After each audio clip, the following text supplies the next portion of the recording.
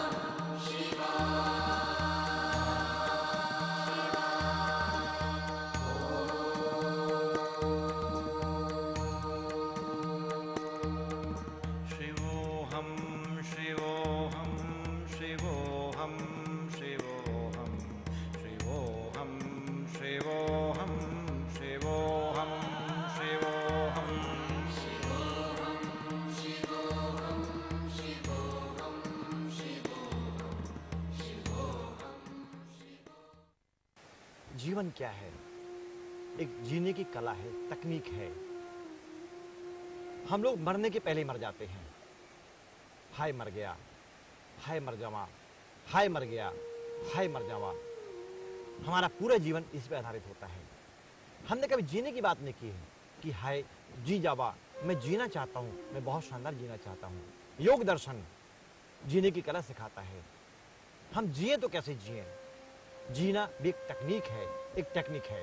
वह कैसे? जिसे हम भाग्य मान लेते हैं। भाग्य आपकी हार का नाम है। जितना आप जीते हैं उसे अपना भाग्य मान लेते हैं। लेकिन जब आप टेक्निकल जीवन जीते हैं, टेक्निकल जीवन में nutritions, folic acids, amino acids, exercises, vitamin minerals का प्रयोग आप करते हैं, तो जीवन आपका स्वस्थ होता है। आप लंबी आयु प्राप्त कर पाते हैं और जिस भाग्य की बात करते हैं उस भाग्य से आगे निकल जाते हैं। जैसे उदाहरण के लिए पैदल चलना 10 किलोमीटर आपका भाग्य है। 1 घंटे में आप 10 किलोमीटर चल पाते हैं। लेकिन जब आप कार का प्रयोग करते हैं तो मीलों निकल जाते हैं, भाग्य छूट जाता है। जब आप तकनीक का प्रयोग करते हैं तो भाग्य से आगे निकल जाते हैं। कर्म जब आप करते हैं भाग्य पीछे छूट जाता है। वहां परमात्मा भी आपको साथ देता है। ध्यान रखना कि परमात्मा से दोस्ती करना है तो कर्म की बात करना, धर्म की बात करना, तकनीक की बात करना, परमात्मा आपके साथ होगा। जब जब भाग्य की बात आप करेंगे परमात्मा को भी छोड़ देगा। जब आप योग का प्रयोग करते हैं, आप ध्यान का प्रयोग करते हैं, तो आपको जीवन की दिशाएं बदल जाती हैं। आप जीवन की तरफ जाते हैं, मृत्यु पीछे हटती चली जाती है। हमारे ऋषि मुनि योग के दम पर हजारों हजार साल तपस्या में लीन रहते हैं। भगवान शिव ने 87,000 साल तक तपस्या की, समाधि को प्राप्त रहे। कैसे? यह प्राण ऊर्जा की तकनीक थी, जीवन की तकनीक थी। महर्षि पतंजलि, महर्षि घरण्य, इन सब की आयु हजारों साल थी। कैसे? इनको जीवन की तकनीक मालूम थी। योग एक जीवन की तकनीक है। मृत्यु योग हमारी हार है। मृत्यु तो सच है जीवन का, इसे नकार नहीं सकते हैं, इसे हम टाल सकते हैं। यह टालना आपके भाग्य में है, यह आपके अधिकार का क्षेत्र कहलाता है। इसलिए योग जीवन और मृत्यु इनके जीवन में इनमें अंतर पैदा करता है। जब आप आसनों का प्रयोग करते हैं, ध्यान का प्रयोग करते हैं, प्राणायाम का प्रयोग करते हैं, तो इसमें अंतर पैदा होता है।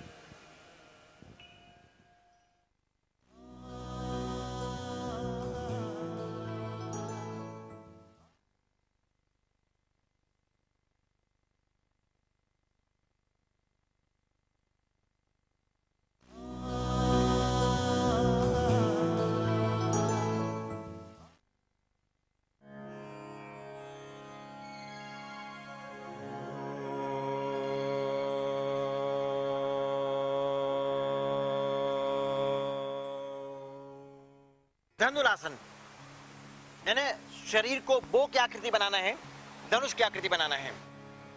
पेट के बल आप लेट जाएं, ऑन द स्टमक आपको लेटना है।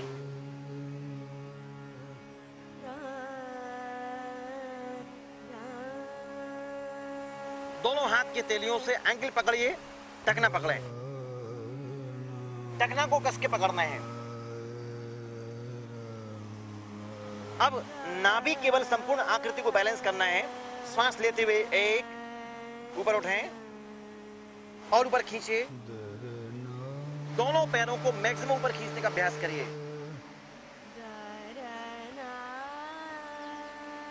वापस लाएं,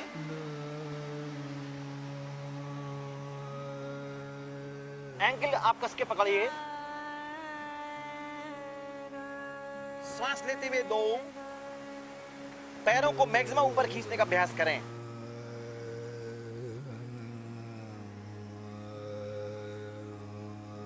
वापस लाएं,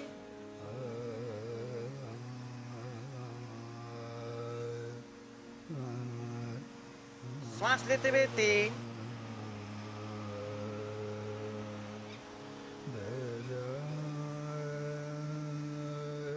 वापस लाएं,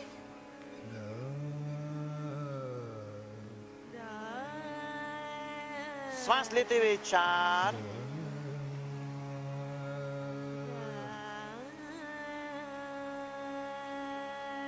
वापस लाएं। थोड़ा सा विश्राम दीजिए इसमें आप अपने आप को। पैर वापस ले आइए, इसी में लेटे रहें। इस क्रिया को करने से बैक प्रॉब्लम्स आपके दूर होंगे, पीठ का दर्द, सर्वाइकल पेन में राहत मिलेगी, हृदय की पेशियां आपकी मजबूत होंगी, हिप्स का भार आपका कम होगा, जांघ की पेशियां आपकी मजबूत होंगी। यदि घुटने में दर्द की शिकायत आपको है, इस क्रिया को ना करें। कभी कभी तकलीफ बढ़ जाती है। यहाँ के मसल्स को लेकिन स्ट्रॉन्ग बनाने के लिए धनुरासन क्रिया लाभकारी है। पेट का भार कम होता है, हिप्स का भार कम होता है।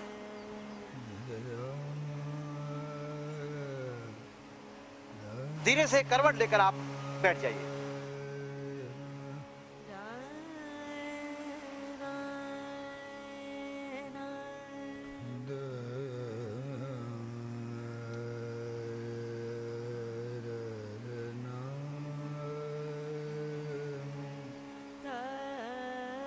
मन को भ्रूमध्य के बीच में आप केंद्रित करें।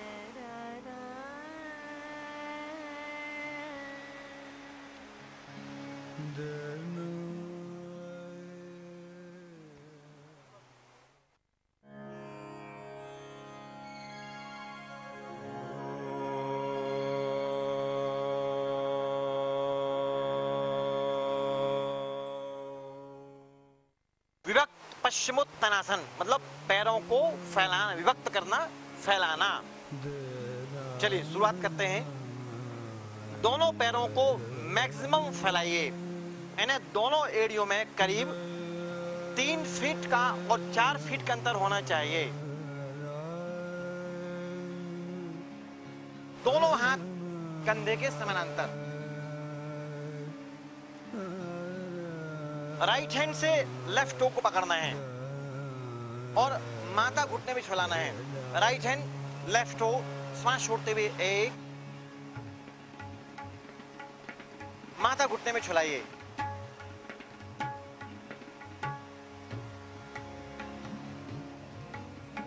वापस लाएं, चेंज 2,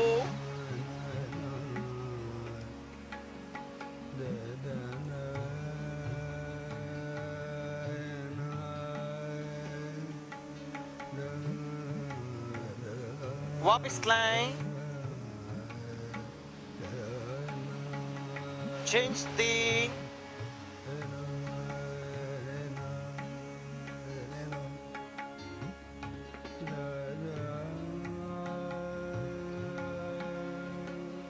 वापस लाएं, चेंज 4,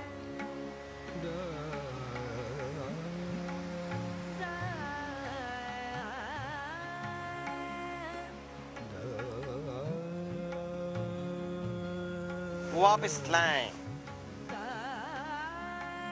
हाथ को नीचे ले आइए, दोनों पैर मिला लीजिए, पद्म आसन।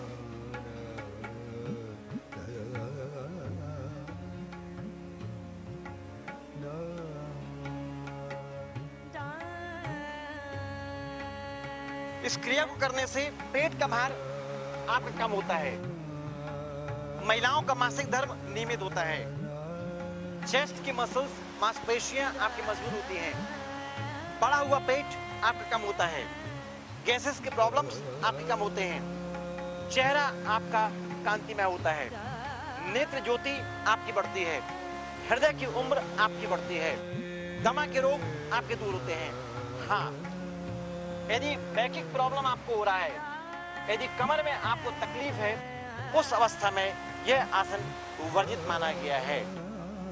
बाकी मस्तिष्क को शांत करने के लिए, तरोताजा करने के लिए, ज्वाइंट्स को खोलने के लिए यह क्रिया सबसे उत्तम मानी गई है।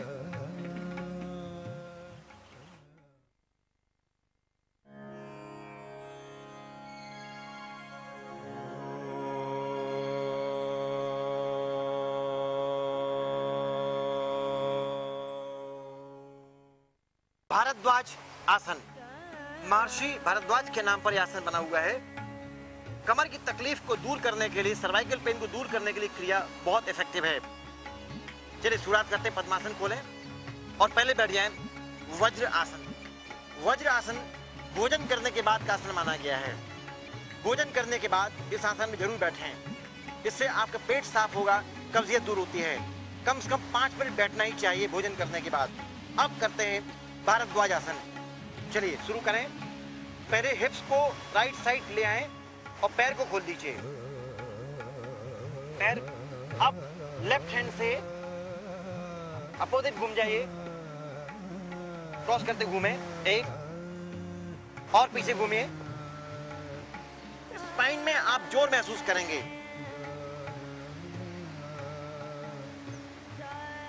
पूरी स्पाइन को मरोड़ना है। इसमें आपका यहाँ का फैट कम होगा, यहाँ के मसल्स आपके खुलेंगे, स्कैपुला मसल्स आपके खुलेंगे, यहाँ के जॉइंट्स आपके खुलेंगे। चेंज करिए तो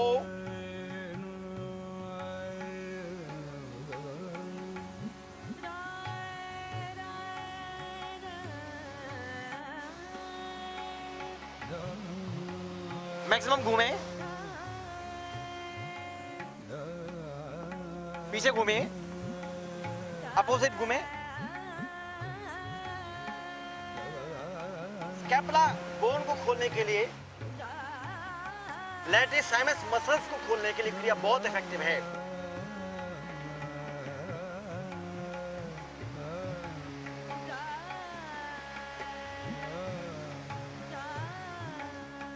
इस क्रिया में 30 सेकंड रुकना है। वापस लाइए, 3, भारद्वाज आसन। यहां पर आप ट्विस्ट महसूस करेंगे। ये पूरा का पूरा भाग आपका ट्विस्ट मरोड़ दे रहा है।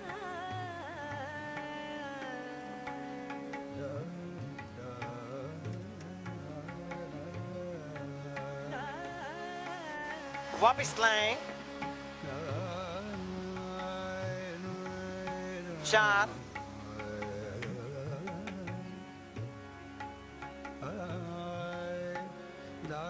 मैक्सिमम ट्विस्ट करें, सिर को घुमाइए,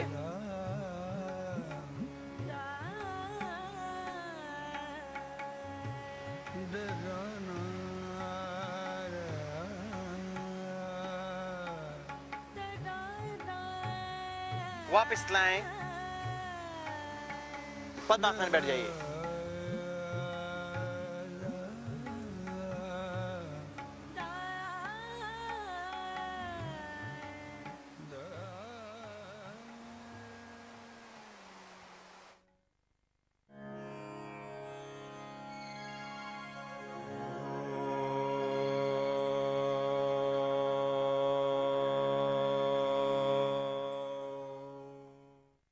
भ्रामरी प्राणायाम यानी भौरे के समान आपको गुंजनमान करना है। इस प्रकार, तो मस्तिष्क आपका शांत होगा। दोनों हाथ की उंगलियों से, पॉइंट फिंगर से आप कान छिद्र बंद करिए। दोनों कान में उंगलियां तरीके से पैक कर दें। अब गहरी सांस लेकर भौरे के समान आपको गुंजन करना है। इससे ब्रेन पावर आपका बढ़ेगा, मस्तिष्क की क्षमताएं आपकी बढ़ेंगी। बहुत दूर का आप सुन सकते हैं, बहुत दूर का आप महसूस कर सकते हैं। बहरापन कभी भी आपको नहीं आएगा, कान के प्रॉब्लम्स कभी भी आपको नहीं होंगे। माइग्रेन को जड़ से खत्म करने के लिए भ्रामरी प्राणायाम की क्रिया बहुत लाभकारी है। सिजोफ्रेनिया के लिए इस क्रिया को कम से कम आपको रोज 10 मिनट करना चाहिए। 10 मिनट प्राणायाम करने के बाद में आपके मानसिक तनाव खत्म होते हैं, रक्तचाप आपका सामान्य होता है। गर्भावस्था में यदि इस क्रिया को महिलाएं करती हैं तो गर्भ उनका सुरक्षित होता है और बच्चा उनका बहुत ही शानदार, दिमागशील, बुद्धिशील होता है, बुद्धिवादी होता है। भ्रामरी प्राणायाम, गहरी सांस लें।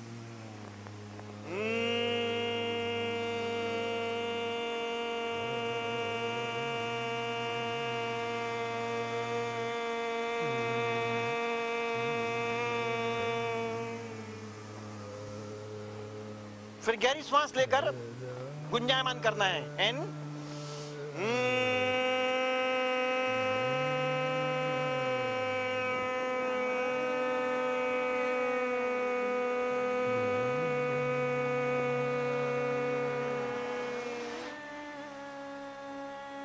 फिर गहरी सांस लेकर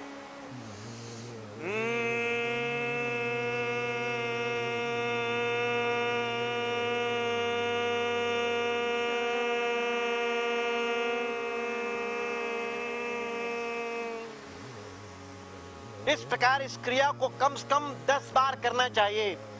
10 बार करने के बाद मस्तिष्क आपका बिल्कुल शांत होगा, दिमागी तनाव आपके खत्म होंगे। अब हाथ के अंगूठे से कान बंद करिए, अंगूठे से कान बंद करें और 3 अंगुलियों से नेत्र बंद कर लीजिए, दोनों एल्बो कंधों के समानांतर। गहरी सांस लेके फिर से भ्रामरी प्राणायाम।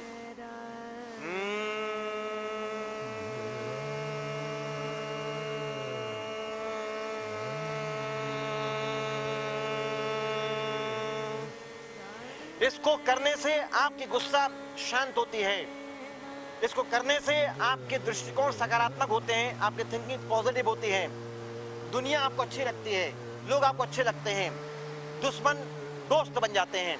भ्रामरी प्राणायाम की क्रिया बहुत ही चमत्कारी है, बहुत ही लाभकारी है। इस क्रिया का अभ्यास नियमित 10 मिनट करना चाहिए।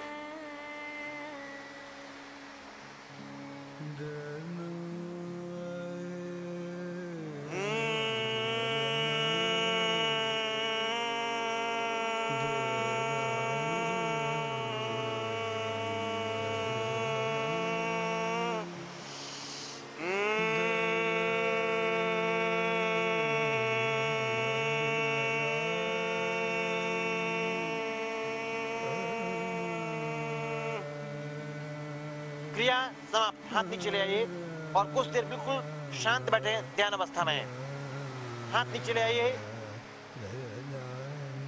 चिन्ह मुद्रा, पीठ आपकी सीधी, मन को श्वास पर केंद्रित करें।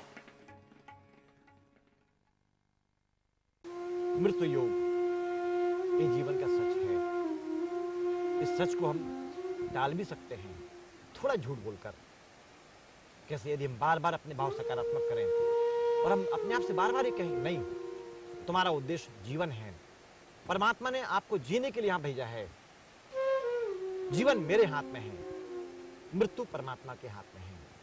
जीवन मेरे हाथ में है, मृत्यु परमात्मा के हाथ में है। यदि आप तकनीकी जीवन जीते हैं, प्राणायाम का प्रयोग करते हैं, योग का प्रयोग करते हैं, आसनों का प्रयोग करते हैं, ध्यान का प्रयोग करते हैं, महर्षि पतंजलि का अष्टांग योग का प्रयोग करते हैं, तो मृत्यु को आप थोड़ा टाल सकते हैं, आगे बढ़ा सकते हैं।